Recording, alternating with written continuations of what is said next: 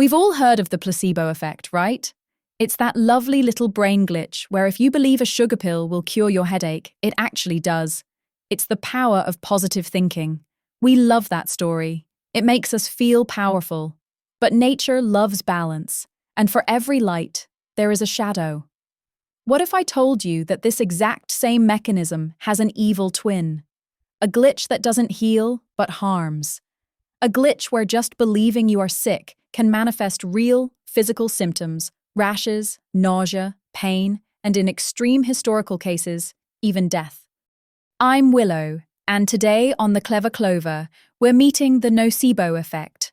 It is the terrifying proof that your brain is the most powerful pharmacy on Earth, and sometimes it dispenses poison instead of medicine. Right, let's see how your own mind turns against you, shall we? Number 8. The side effects of nothing. The easiest way to spot the nocebo effect is in clinical trials. When testing a new drug, half the group gets the real medicine and half gets an inert sugar pill. They have to list the potential side effects of the real drug to everyone, things like nausea, dizziness, or headaches. And guess what happens? A massive percentage of the people taking the sugar pill start developing those exact side effects. Why? Because they expected to. Their brain read the warning label and decided to obligingly create the symptoms out of thin air. They aren't faking it. They feel awful. It's proof that the expectation of pain is sometimes all it takes to create pain. Number 7. The white coat curse. Doctors have immense power over us. They are authority figures in scary coats who hold our health in their hands. This means their words carry heavy psychological weight. Studies show that how a doctor phrases something changes your physical reality. If a doctor says, "This injection is going to hurt quite a bit," patients report significantly higher pain levels than if the doctor says, "You might feel a small pinch."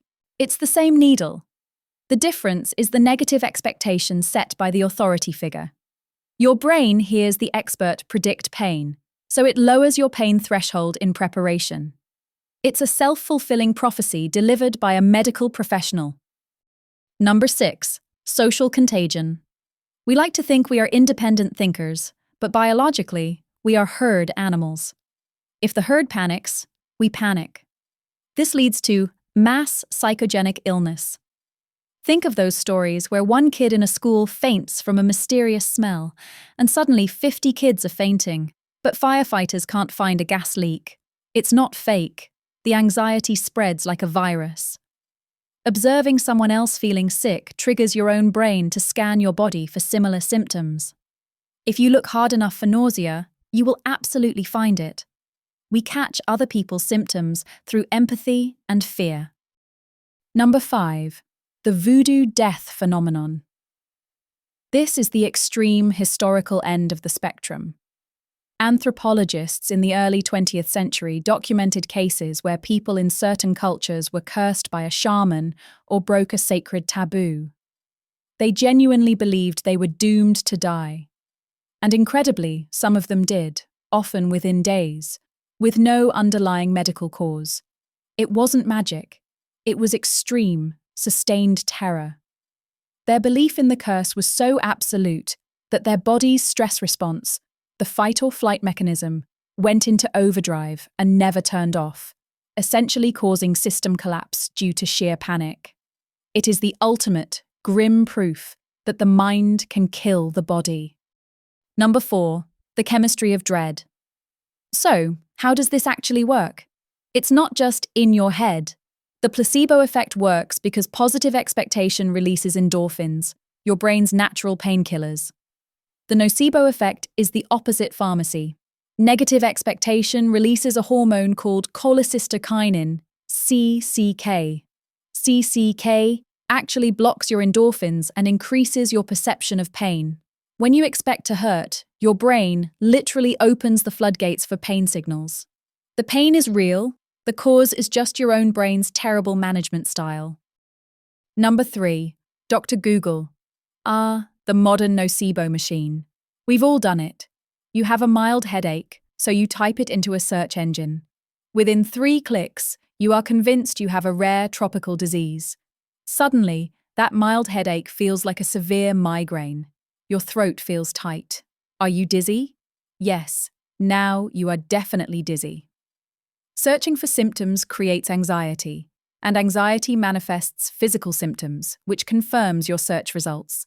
It is a perfect, self-sustaining loop of digital hypochondria. The internet is a megaphone for the nocebo effect. Number 2. The environmental phantom. This is where the nocebo effect moves out of the doctor's office and into the real world.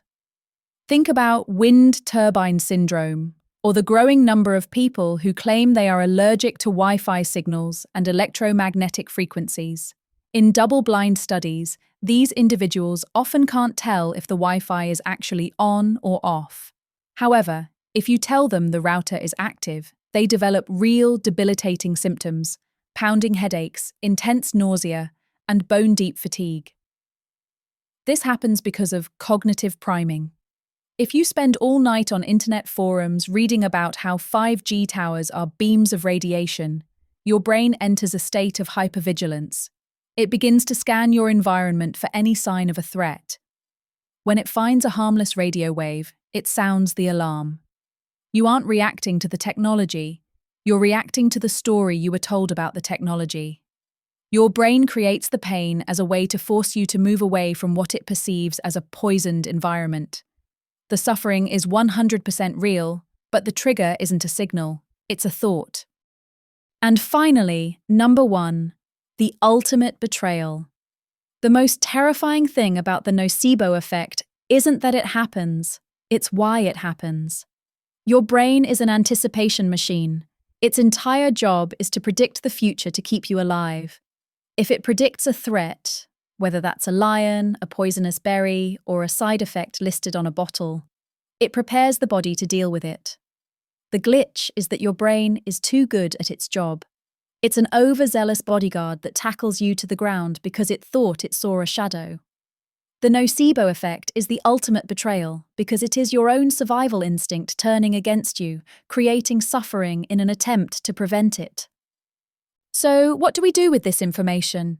We can't just turn our brains off, but we can mind what we feed them. Be careful when you doom scroll medical symptoms. Be aware that your anxiety can wear a physical disguise. Your beliefs have weight. They have chemistry. If the placebo effect proves that hope can heal, the nocebo effect is a stark reminder that fear can wound.